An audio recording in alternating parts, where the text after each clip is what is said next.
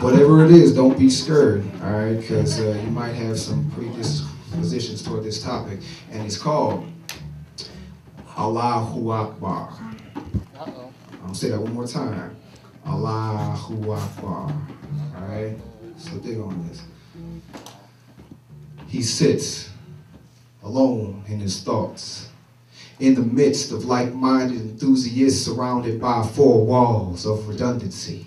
The similarities between them and he contrasted only remotely.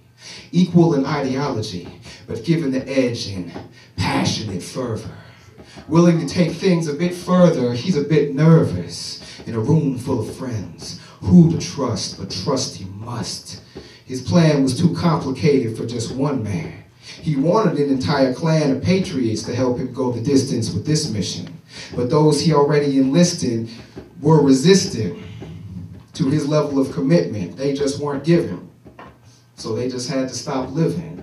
Go with God, my children, is what he told them before he showed them the barrel of his .357 Smith & Wesson Magnum. Complications he wasn't having, so he bound and gagged them. With the gun trained on the first brother, he gave the order for him to tie up the others as the rest shuddered. Ice-cold fear smothered any hope of riot or revolt. He turned on the gas stove, opened it up, closed the windows, and lit a smoke, and out he strolled. A few minutes later,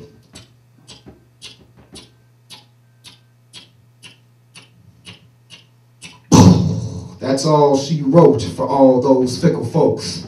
Long ago, to him the Most High had spoken, around the time when he found his whole foundation broken. On bitter tears, the man was choking, having difficulty coping with the blast that laid his home wide open. No amount of soap and water could separate the mud from the blood of his wife and daughter, recklessly slaughtered. Instantly, a grieving father changed, and with no shame became a midnight marauder for all the slain martyrs, victims of a cruel system born of Judeo-Christians. The peasantry being the pistons of the machine that is capitalist greed. Collateral damage? Casualties that don't mean a hill of beans in the grand scheme. The lives of his family were held in low esteem by the American military. So there would be no peace, no surrender, no retreat, and no room for defeat. A mentality that's extreme was fostered easily amongst the emotionally displaced indigenous base. They eagerly embraced every opportunity to avenge the results of the West's deadly tomfoolery. America's need for individual asset expansion was too substantial. That's why that contract has to get canceled. But the movement was at a standstill. Islamic pride, nothing more than a landfill of disaffected intellectuals the rest of the world didn't pay proper respect to. All the reticence and all the empty rhetoric was neglectful of the message being projected loud and clear. The revolution is here. Victory is near. Brothers and sisters, our purpose is clear. The man had peered into the crystal ball and foresaw great Babylon's downfall. He couldn't let the momentum stall. The time to act was now.